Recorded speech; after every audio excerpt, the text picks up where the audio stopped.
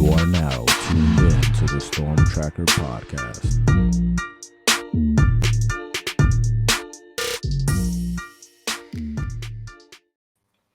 Welcome back to the Storm Tracker podcast. Marcus Benjamin here with my guy, Frank Tucker, representing the Crib, South Florida. We represent CanesCounty.com, part of the Rivals.com network. Make sure you subscribe to the website for free. Use the promo code Miami30. Also subscribe to this YouTube channel live from Canes County, as well as this podcast, the Storm Tracker podcast, on all platforms. Frank, big news coming out last night with five-star Justin Scott committing, not only just committing, but flipping from Ohio State to Miami. Huge news. I think it caught everybody by surprise, including us. So when you first heard the news, what were your first thoughts? My first thoughts were this was not the flip that we were expecting. There's been a number of candidates, right, that have been in discussion for a potential flip to the University of Miami. Even another couple of guys that are committed to Ohio State right now. And it was just shocking to hear that it was Justin Scott. Everything we've heard about Miami throughout this cycle has been that they've struggled in solidifying interior defensive linemen. And Scott was one of those guys when he committed back in July. And I felt like it was a little surprising that he did commit to Ohio State back in July. We were hearing a lot of Miami and Notre Dame, and then Ohio State surged real late. But overall, we kind of knew that Miami was always in good standing before he committed to Ohio State. It sounded like that was the spot that he eventually wanted to go to, that there were just some family decisions that had to be made in regards to them feeling comfortable with him going to South Florida. And Miami, over the last week or so, from what I've been told, kind of made that not as much of an issue. And Scott really decided that Miami was a place where he wanted to be. Ohio State never really seemed like that spot, despite him staying committed for 4+ months. Overall, I was a little shocked, but I guess you can't really be too shocked based on the rumors that we were hearing back in the summer. Coming out of his official visit, everything was rather positive with Miami. And I felt like Miami was in a good spot, very similar to David Stone. But listen, huge flip. It only adds to the momentum that's going into the last few weeks of the cycle. Now Miami's in the top 5, and I think that they're rolling into a few other big flips that could push them into the potential top 3, maybe even top 2 for this cycle in 2024. Yeah, that was the big thing for me, Frank. The fact that they were able to just get another 5-star to add to the class with JoJo Trader and Zaquan Patterson. For me, Miami can get anybody. If there's any kid that they want, I feel like that they can basically potentially get. And coming off of a 5-7 season last year, they able to get a top 10 class. This year, 7-5, maybe 8-5, or it could be 7-6. Really kind of depends on how this bowl game plays out, obviously. But still, an average season, definitely by Hurricanes standards. And they could possibly, like you said, get a top class. That means if this team ends up like really back, like people say, or like Justin Scott actually said, the U is back. I think that phrase is way overused. But if they actually do get back to winning a consistent 10 games a season, because to me that is kind of being back to me. I mean, they won 10 games a few years back under Mark Richt when they went on that run going undefeated, and then lost their last 3 games to Pitt, Clemson, and Wisconsin. But if you could put 2 seasons like that together, that's when I would say this program is officially back. And when that happens, Frank, they could get a top class potentially every year, because they're going to show that not only can we develop guys, not only do we have everything else when it comes to recruiting these days, as far as NIL is concerned, and just top notch medical facilities at Miami, and among other things, they're building a new facility that will be built. This flip to me, Frank, has told me that Miami will be back. I'm just not sure how soon, but they will eventually be back, because to flip a guy like that from Ohio State is always in the championship conversation. And for Miami to flip a guy like Justin Scott, that means they'll continue to do so as far as bring in top level guys, no matter what the record is. Yeah, this is just further proof that this is why you brought Mario Cristobal. His recruiting prowess is among the best in the country. His ability to go get kids, not just in South Florida, but on a national landscape, is proven everywhere he's been. And if you look at why teams that have won national championships have been successful, it's been because of the trenches. Miami has completely flipped the talent level in the trenches, because we've seen Miami in the past get like a Chad Thomas and had success with guys like Gerald Willis, but we haven't consistently had guys be first-round draft pick potential players, especially on the defensive line, on a year-to-year basis. And I think Miami is doing just that under Mario Cristobal. They grabbed Joshua Horton, who they feel is a guy who could be a first-round draft pick type player. Now they're grabbing a Justin Scott to replace a Leonard Taylor, who's, in my opinion, a very similar player as a 3 technique guy that can jump out to a 4-eye if needed. Really good movement skills. I mean, we've seen him run the football for touchdowns on the high school level. So he's a proven athlete as a jumbo player, dancing bear, if you will. And I think that Miami is going to continue to enforce the trenches. They have 5 commits on the offensive line in this class. They're still going after transfer portal guys. They offered that D2 offensive tackle who's got over 20 offers since entering the portal. They have a visit coming up with Marley Cook, who's a Middle Tennessee transfer, was a captain there, had an impact game against Miami last season when they did upset Miami. So overall, Miami is doing everything possible to reinforce the trenches and build around that. If you go position by position, especially in his 2024 class, everything has been improved. The only question I feel is quarterback, and I think that's going to be reinforced by the transfer portal. And I think that they're going to add 2 quarterbacks in this 2024 class. So if Miami can fix that quarterback position, everything is in place roster-wise for Miami to be successful, not just for next year, but the foreseeable future. Let's talk about that quarterback position, because obviously Tyler Van Dyke has moved on from the Miami Hurricanes. I think it's not a huge surprise to many, especially since he was non-committal about playing in the bowl game. And his season that he had this year was a rough one. I mean, the fans really gave it to him, for some good reason. I mean, he had some terrible games turning the football over. However, Miami is in a situation now with the quarterback situation itself. I think they probably already were, but now it's just more evident. And there's plenty of quarterbacks out there. We got Grayson McCall, Dante Moore has just now entered the portal. There's just a ton of guys, and make sure you visit canescounty.com for our transfer portal tracker that Frank put together. We'll be updating that with the changes as they happen. But first, Frank, just your thoughts on TVD leaving and the current quarterback situation. It was expected. We knew Tyler Van Dyke was going to be gone. It just didn't work out, and it kind of came to a head about mid-season this year. From what everything I've been told was that he lost the team.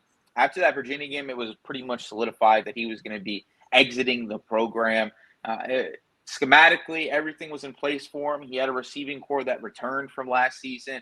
And he had a strong running game behind him, and he just couldn't make it work. Defense was plus. They were making things happen. He was the weak link of this Miami team, and I think that it was a mutual parting of ways, if you will. The quarterback position going forward is going to be fine. I love where Miami's at recruiting-wise, Judd Anderson took a major step forward at Warner Robins this season in Georgia. If you turn on the tape, he is a completely different player. Statistics are dramatically better this year than they were last. The accuracy got better overall. And obviously, Cedric Bailey is a candidate. NC State commit Shaman Amadana, quarterback that has won almost 40 games in his high school career, going to be a 3-time state champion and one of the all-time leading passers in the history of Broward County. So his ability as a 6'6" mobile passer who I think has Ja'Cory Harris-type potential coming out of South Florida. And I know that people are going to say, well, Ja'Cory wasn't that good. Well, Ja'Cory also had 3 offensive coordinators, maybe even 4, I think it might have been. And I think that there's going to be more consistency at Miami with Mario Cristobal rather than what it was when Ja'Cory was here. So, I think that with those 2 guys coming in, you got Emory already in the program. We saw some flashes from him this year, plus what they're going to be doing in the transfer portal. And then Luke Nickel following in behind that as a 4-star quarterback commit. I love where the quarterback position is going at Miami. I think next year we're going to see a complete flip of what we saw this season and a potential rise into a double-digit type season.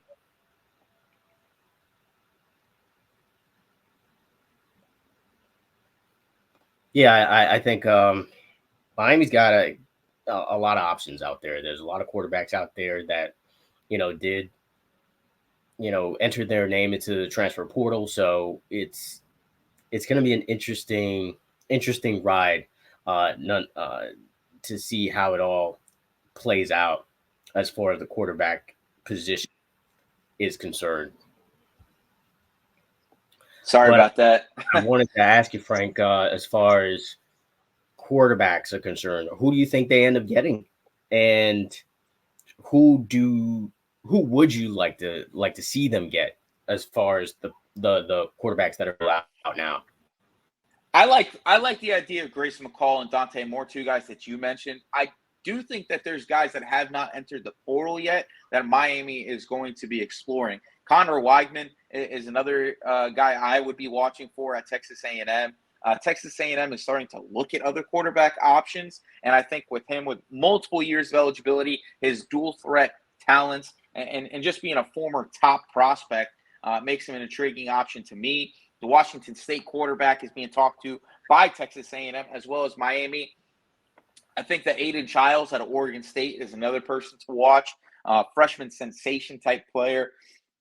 Could come to Miami and be a 3-year guy and build with a young 2023 and 2024 group with the potential to play really good football as soon as this year. He did get a lot of reps behind DJ. I can't even pronounce his name. And overall, I think that Miami is probably going to go with more veteran option, but I would not be surprised to see them go at a Dante Moore or something like that, just to build stability at the position going forward. Like I said, I would not be surprised if the guy that they go after is not currently in the portal. Michael Pratt is the name that's going to be constantly thrown around. South Florida native out of Boca and Deerfield Beach. He's toying with the idea of going into the NFL draft or staying in college football and entering the transfer portal. With Riley Leonard likely going to Notre Dame, I think that's going to open options up for him and potentially Miami merging together. So I don't think that anything is set in stone just yet. KJ Jefferson, another option to watch, mobile passer. I think that Miami is going to go for a guy that's not so much a statue like they had with Tyler Van Dyke. There was an interview that came out where Shannon Dawson talked to Tyler Van Dyke before the Boston College game and asked him, what he wanted in and out of the playbook in regards to what he did well. And one of the things that he talked about not liking was having the option to run on every play. That means that this offense could look so much different with a guy that can actually utilize his legs. Because there were times where even the slow Tyler Van Dyke, when he would get out of the pocket and even rush for 3 to 5 yards, it opened things up for what Miami was able to do. So I feel like if they get a guy in that can move a little bit, not even just be a dual threat, but just be a mobile type guy when there's yards available in front of him, he takes advantage of it, is a better option than some of the guys that are being talked about, like Tyler Shue, who's a former Mario Cristobal recruit, and just Like, I'm not a big fan of the kid out of Mississippi State. I don't think that he's what Miami needs. I think he was a product of the Mike Leach system rather than being an extremely productive player. We saw a huge drop-off this season, just 12 touchdowns. He does limit turnovers, just had 4 interceptions this year, but he's not so much of a winner. We did see him put up huge numbers against the likes of Georgia, Alabama. It was not really LSU. It was more so their non-conference schedule and the lowly teams in the SEC that he was putting up these huge numbers against. So, yes, does he have a 4,700-yard game, 4,700-yard season to his credit? Yes, he does. But I don't think that's reflective of who he really is as a player. So I think Miami is going to be searching for the portal. From what I've been told, they are looking at major options that people are going to be surprised about rather than guys that we're going to be just settling on. So good news coming out of the portal for Miami, likely coming soon. Yeah, I actually like DJ Uiagalelei. I've been practicing that. So I think he is a good option for Miami. Dante Moore, I would love as well, but for the fact that he's the same year as Emory Williams it would cause, of course, Emory Williams to transfer out, but definitely like Dante Moore as an option. Those are probably my 2 favorite names right now, and then Grayson McCall would probably be my 3rd favorite as far as transfer portal guys. But we just started. Transfer portal hasn't even officially opened. It's already crazy as far as the transfer portal is concerned. Even players going out of the program. You got several players that have transferred out. You got Don Chaney and Chance Williams, Jafari Harvey, Frank Ladson, Mammarelli, tight end. Am I missing anybody that transferred? I think those are pretty much the names that have transferred out. Other names are being rumored as well. Check out the message board on CanesCounty.com for more on that. But as far as the positions of need, Frank, because to me, you're going to lose, I think, James Williams and Cameron Kinchins to the draft. You're going to lose likely a Leonard Taylor to the draft. And then you lose, all those guys that I mentioned. The positions groups that I think that are kind of safe, or I think you don't have to go out and get a player, to me, is running back, offensive line, and D-line. And maybe even linebacker, because you got a bunch of young guys there along with, some veterans. I think you're probably safe there too. What say you as far as positions of need Miami should go after in the transfer portal? Yeah, running back, I don't think that they grab a running back because I think they're going to sign 2, and that's going to be a crowded running back room going forward. I'd be surprised to see them add a receiver because they're bringing in 3 in this cycle, 2 of them at least outside guys. And if you bring in Jeremiah Smith, you're definitely not getting a guy out of the portal.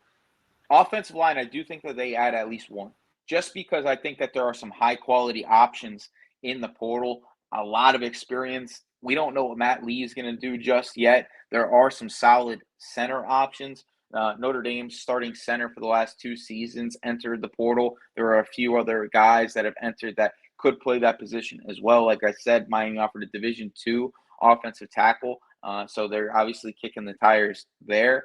And then defensive line-wise, I don't necessarily know that they add an edge rusher just because of how much talent you're bringing in this 2024 class, but they will add a defensive tackle. There is going to be at least 1 addition there just because you're going to lose Branson Dean. You're likely going to lose Leonard Taylor.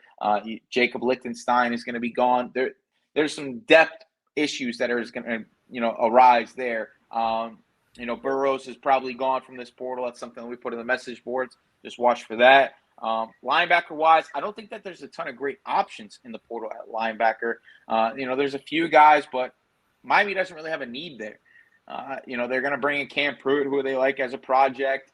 Right now, they currently have Vincent Shavers committed. We'll see what happens with that. And then I think that Nick Rodriguez is a player to watch in regard to an addition to this 2024 class.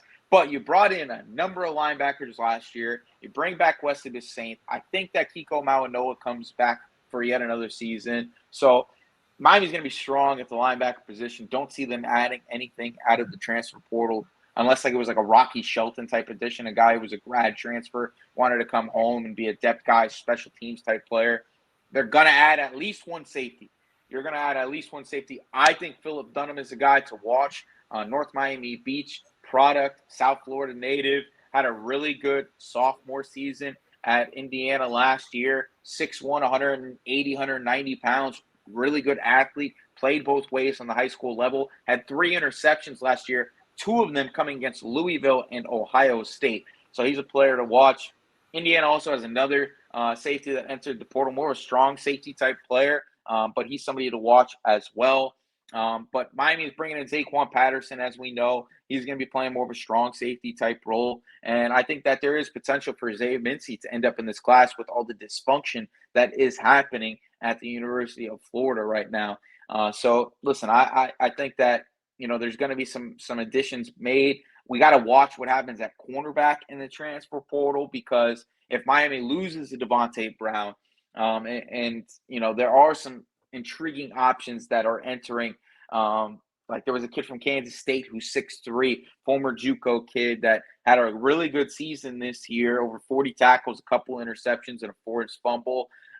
You can check out all these names on the transfer portal tracker on our website. It's going to be on the homepage going forward through this process. But yeah, there's going to be a lot of additions. Miami's going to sign at least 30, and I think that they're going to probably bring in around 10 guys out of the transfer portal. We're going to see, a complete overhaul of this roster once again. At least 20 guys exit the team this offseason, and I think that there are going to be some more drops outside of that as well. Just attrition is a natural thing when it comes to college football in this day and age, and we're going to see Miami continuously push guys out until we get Mario Cristobal with his full 85. That is his guys. Yeah, Miami did well with transfers last season with, Matt Lee and Kiko Mauanoa, among others, Javion Cohen, of course. So I would imagine Miami does well again in the transfer portal, as it's been a gold mine for some in college football. But with the addition of Justin Scott, Miami moved up to the 5th ranked class in the country, and they're not done. This is going to be an interesting couple of weeks, and I do anticipate more flips coming in favor of the Miami Hurricanes. When it comes to recruiting, Frank, which player? Well, actually, let me name a couple of players, and let me ask you kind of, what you think about their possibility of committing to Miami. First being Eddy Pierre-Louis. He, kind of announced that, the top 4 of Miami being in there. UCF sounds like they're, kind of somewhat the favorite. Oklahoma's in it as well. What are the chances you think Miami can land that talented offensive lineman out of Tampa? Yeah, I think Miami, has stayed in it through all the way until the end, because Mario Cristobal was his first offer when he was at Oregon. And I do think that there's a good relationship there with Alex Maribel and Mario Cristobal, but you've already got 5 guys committed in this class. I don't think that he ends up coming to Miami. We haven't seen a lot of traction from him this season with Miami. I think it's Oklahoma or UCF. That's where I think it boils down to. And I think, would I be surprised if he ended up at Miami? Absolutely. He doesn't really fit what Miami does physically going forward. We're seeing a lot of length out on the offensive line, like 6'4", taller. He, from a girth-wise, he fits it, I think, over 300 pounds, like 305 right now, but he's closer to 6'1", 6'2". So it would be a drastic change from what Mario Cristobal has been trying to do from a frame standpoint.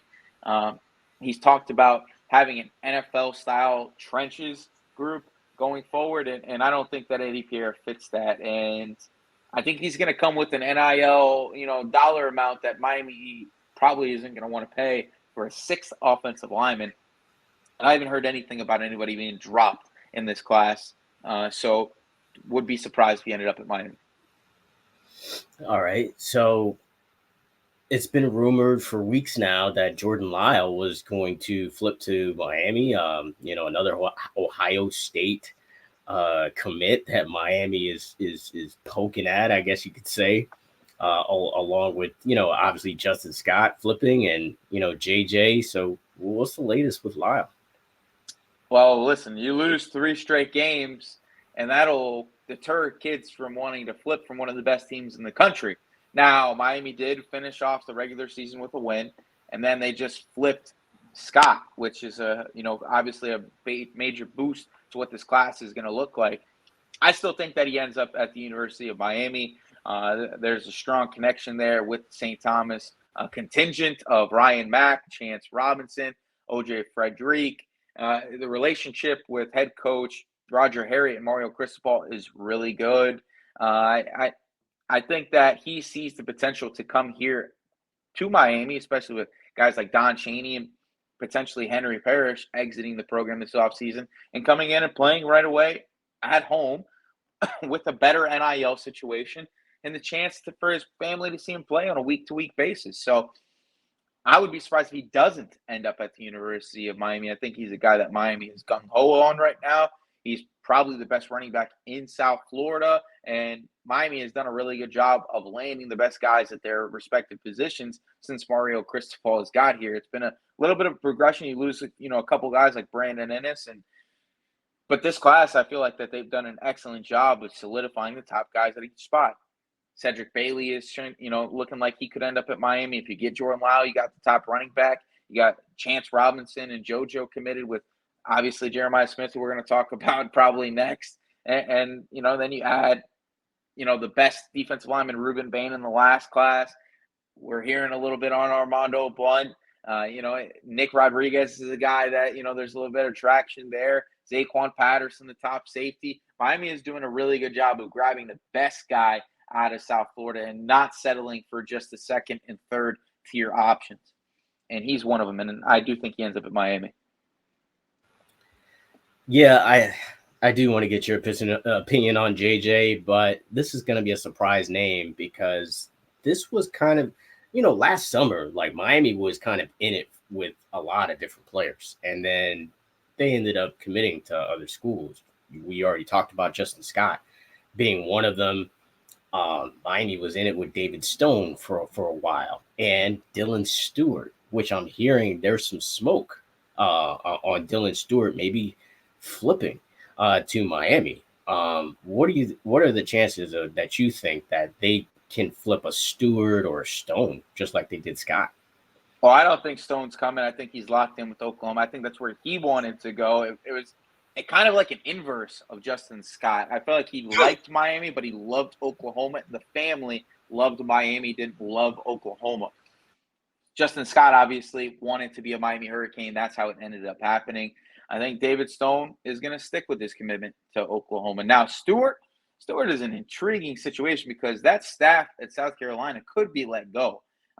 There's not a bright future there. They just lost Spencer Rattler to the NFL draft. What's the quarterback situation going to look like next year? I think the only issue here is that South Carolina is going to pay whatever they need to in NIL, I think, to keep Dylan Stewart.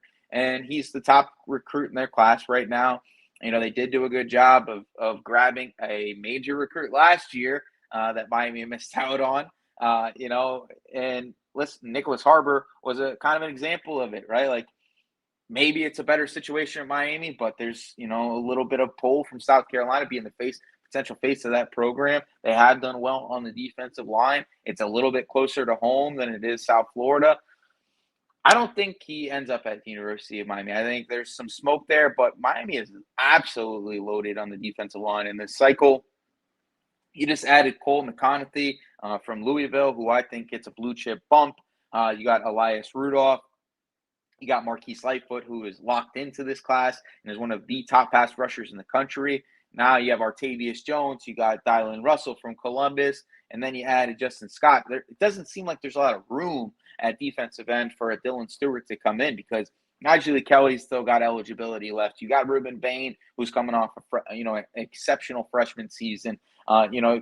Collins Ashenpong's the guy we haven't spoke about in a while that has versatility to play inside or out. There's a bunch of defensive ends on this team. Booker Pickett's even a guy that we don't know what position he's going to play at Miami. It could be linebacker, could be defensive end, but he was a 70 sack guy, very similar to Ruben Bain in the prep level. So overall, I think that he's a great player, and I would love to have him, but where does he fit? And that's the only reason I say I think that he sticks with South Carolina. Should be an interesting one to watch. And an interesting story that we continue to watch is Jeremiah Smith. Last week or so, you put out an article and you predicting, Jeremiah Smith to flip from Ohio State to Miami. You still feeling that way? Yeah, and I said right now, right now, because Yeah. I think that That's why I asked, are you still feeling that way? Yeah, that JJ sweepstakes, it could change on a daily basis. We saw him, put his Twitter on private yesterday or his X on private yesterday after the Justin Scott flip. He tweeted out "whoa," which was a little bit of a reaction to that flip. And listen, I think that there is definitely a pull to stay home with that Purple Machine group. Chance Robinson solidified his recruitment with Miami. He's not going to be looking at any other options. Obviously, him and JoJo Trader are best friends and have played with each other basically their entire lives. And I would not be surprised to see if Cedric Bailey ends up in this class. Combine the fact that you have Zaquan Patterson committed, who's a high school teammate of theirs, Ryan Mack, a close friend, OJ Frederick was a childhood teammate. Everything fits for it to be Miami. NIL-wise, Ohio State is not going to come close to what Miami is going to be offering. And if you really do look at the developmental track record of Brian Hartline, yeah, he did really good with Marvin Harrison. But how did he do with Julian Fleming, right, who was also a number one receiver type player coming out of high school? Emeka Ibuka, been a good player. Has he developed into what he was supposed to be? I see him dropping on some draft boards. So, listen, there's some quarterback questions at Ohio State going into next year. Is Kyle McCord really the guy? Is Florida State really going to develop him into what he needs to be? We've seen what Ryan Dugans has done at the University of Miami. And I know that, that wide receivers group of Keon Coleman and Johnny Wilson has gathered a lot of hype and draft hype. But look at the production. Johnny Wilson was a 2-touchdown player this year, and Keon Coleman was like 500 yards, close to 600 yards on the season. Outside of that LSU game, he averaged about 50 yards per game. So it's not a high-octane passing attack. Their quarterback situation going into next year is going to be cloudy because Jordan Travis is now gone. What are they going to do in the portal? If Miami hits in the portal, right, and grabs CJ Bailey, I love where Miami is sitting with Jeremiah Smith. There is probably going to be another visit before the end of this cycle. I would not be surprised to see him push this outside of early signing day, maybe to the end of that early signing day window after all the smoke is cleared on what could happen with that Ohio State staff. Do they end up keeping their jobs? Ryan Day, is he solidified? Is Brian Hartline, going to stay there? Does he take another job? There's a lot of questions that remain in that situation in totality, but I do feel comfortable saying that I feel like Jeremiah Smith is going to be a Miami Hurricane when it is all said and done.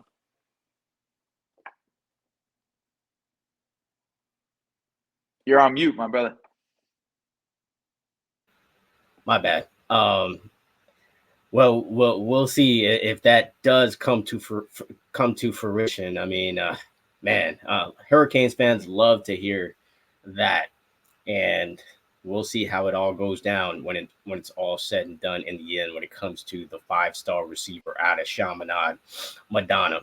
So we've got Championship Saturday coming up this Saturday, right? And one of my favorite days of the year because you kind of see which teams are going to go to the college football playoff or whatnot. Before I ask you the Miami Hurricanes related question, I want to ask you, who do you think is going to make the top 4? I think it's going to be Georgia. Okay. I think it's going to be Texas. I think it's going to be Florida State, and I think it's going to be Washington because I think Washington is going to once again beat Oregon. If Bama beats Georgia, though, I think that we see 2 SEC teams in it once again, right? And I think that Florida State probably gets themselves left out because how do you put Florida State in there? I know they have an undefeated record, and there's all the hoopla with what Kirk Herbstreit was saying and his, choice of vocabulary when Yeah. describing the situation, right? But I don't think you could put Florida State over a one-loss Alabama team, and I think Texas is going to get in, bearing what happens, well, Michigan is actually, what am I thinking? Michigan's going to make it. Michigan's got to make it if they win in the Big Ten. But listen, Iowa has knocked off teams in the Big Ten championship before. So that is something to watch for. Really good defense, bad offense. But Michigan has shown at times against teams like Maryland that they can be knocked off. So going back to it, I think it's going to be Georgia. I think it's going to be Michigan. I think it's going to be Texas, and I think it's going to be Florida State. Now, if Alabama wins, we'll see what happens there. So Georgia, Michigan, Texas, and Florida State. Yep.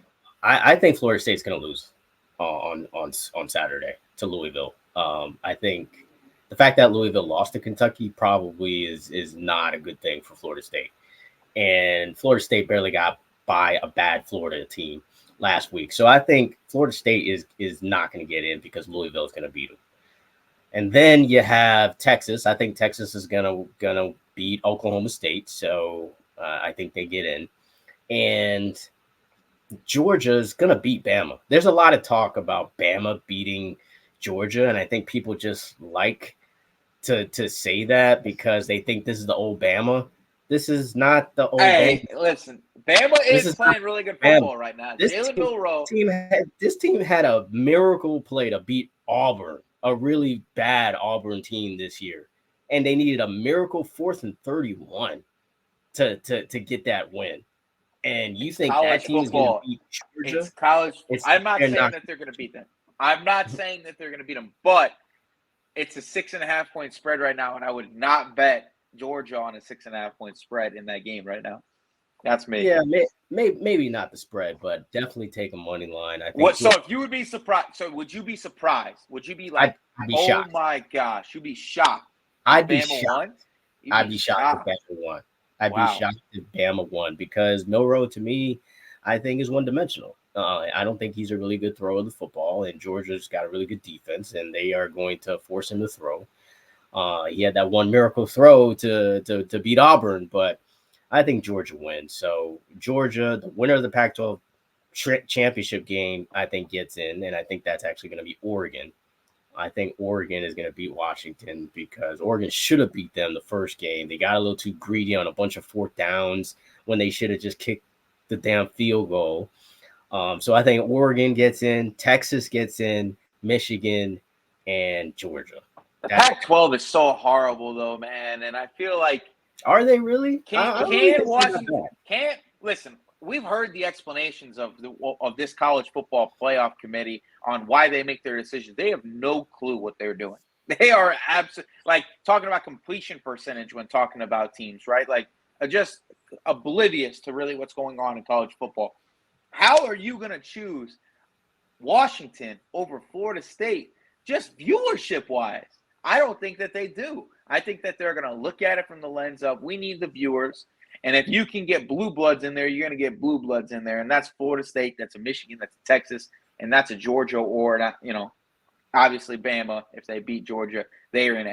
And I think a one-loss Alabama goes in over Washington and Florida State. That's just my opinion. You think those teams are better, or you think they would pick a one-loss Alabama? I think that they pick a one-loss Alabama for viewership purposes over picking the best team, quote unquote. Yeah, I don't think they do that. I mean, if they do, that would be ridiculous. As far as picking the best 4 teams. I don't think that they want to put in another TCU. I don't think that they want another situation of what happened last year with TCU. Yes, TCU did win a college football playoff game, right? But their viewership numbers are bad, right? Like they're not a team that puts butts in seats. They got blown out by like almost 70 points. Do you put a Florida State without a quarterback and a Washington team that plays usually not prime time over a one-loss Alabama team that just won the SEC championship game? Because Georgia's still going to get in even with the loss to Bama. They're the number 1 team. I don't think that they dropped to 5 with a close loss to Bama. So for me, It's just a matter of choosing between SEC or two teams that have question marks. And I think that they end up choosing the SEC team.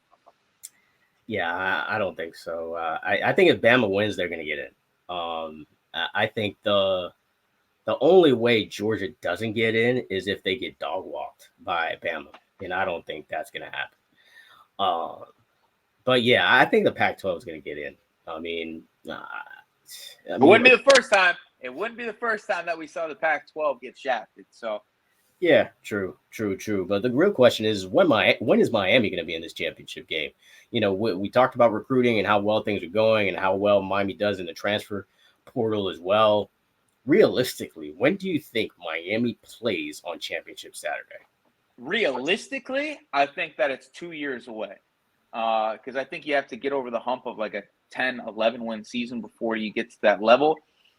I think that potentially could happen as soon as next season. And I know that sounds real homerish. I know that sounds real biased. But if you hit at quarterback in this transfer portal in a big way, we've seen what the quarterback position can do for you in college football. If you do this right, I think that they have the right coaching staff in place. I think that the defense is strong enough and enough guys return.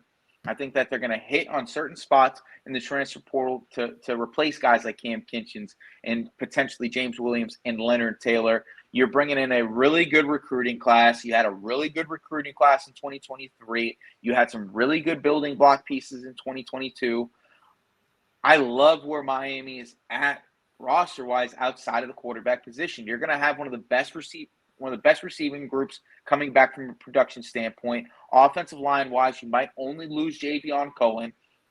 Miami could really, really make things interesting next season in college football because Florida State has question marks all over their team. They're going to graduate and lose a lot to the NFL draft. They got to replace their quarterback same way Miami does. Clemson is on the downturn. I don't think NC State is a good enough team to get over that hump. They just lost their quarterback, MJ Morris, to the transfer portal as well. Pittsburgh, not like that. Louisville, I think that they're a really good team. Are they going to have enough talent, though, to get over the hump? Because they did just lose to Kentucky, a bad Kentucky team in the SEC. So for me, I think that Miami is in a really good position to get this thing from 7-5 to like 11 wins next year in the regular season. Because they almost did beat Florida State. They almost did beat Louisville. North Carolina is not going to be the same North Carolina next year. I don't care that they got Max Johnson. He's been in the college football since Mark Richt has been, was a coach at Miami. And he's never proven it at two other spots that he can be a quarterback that is an elite level player. So I love where Miami is sitting among the ACC powers right now.